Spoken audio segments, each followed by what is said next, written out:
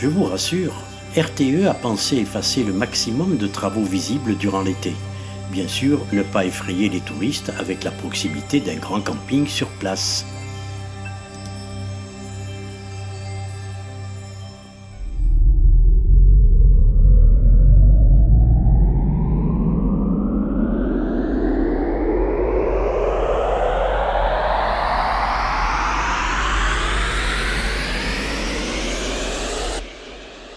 Cette interconnexion électrique prévue entre la France et l'Espagne consiste à créer une double liaison sous-marine et souterraine, 2 fois 1000 MW, sur un linéaire total de 397 km, entre le poste électrique de Cubnezé en Gironde et celui de Gatica, à côté de Bilbao en Espagne.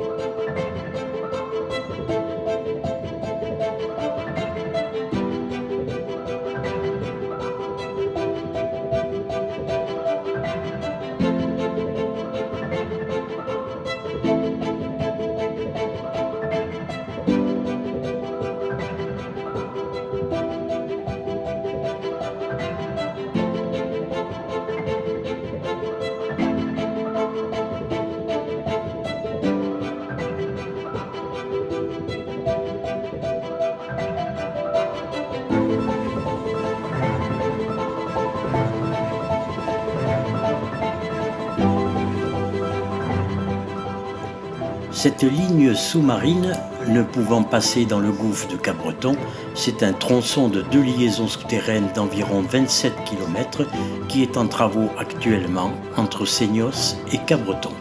Ce tracé concerne les communes de Seignos, Sortosgor, Saubion, Angrès, Benesmarren et Cabreton. Il va bifurquer vers l'est à l'intérieur des terres, à travers la forêt en direction de l'Intermarché de Sortosgor et contourne la zone Pédebert. Il descend ensuite vers Angrès, passe entre Angrès et Saubion et poursuit jusqu'à rejoindre l'autoroute avant Saint-Vincent-de-Tyrosse. Le câble longe alors l'A63 jusqu'au Sitcom et la déchetterie de Benesmarren avant de remonter vers Cabreton. La ligne contourne les zones habitées au niveau du domaine de Fierbois pour retourner en mer aux Océanides.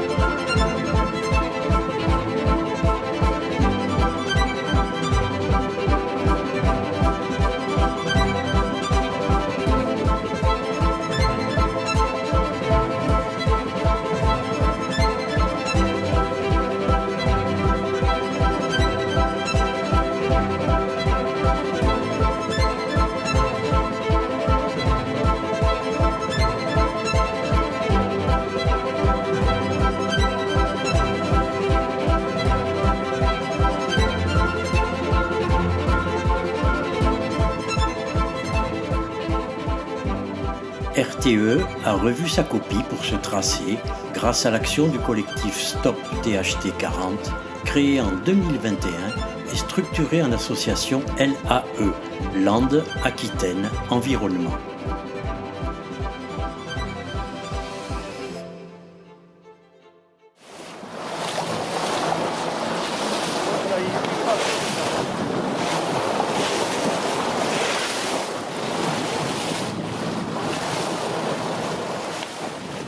Le Conseil national de protection de la nature avait au départ émis un avis défavorable contre le projet. Que faut-il conclure? Il est normal que chacun se pose ces questions. Quel impact sur la biodiversité marine et terrestre? Quel impact sur la dune? Quel impact sur la pollution occasionnée par les travaux? Quel impact sur la faune océanique, sur le trajet des cétacés? Quel impact sur le tourisme? Quel impact sanitaire? C'est la question importante aussi à se poser.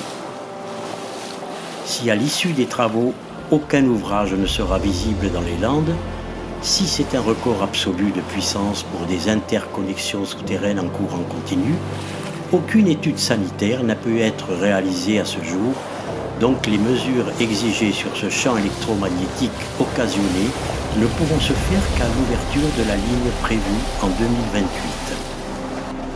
On peut alors en déduire que la population locale concernée servira de cobaye.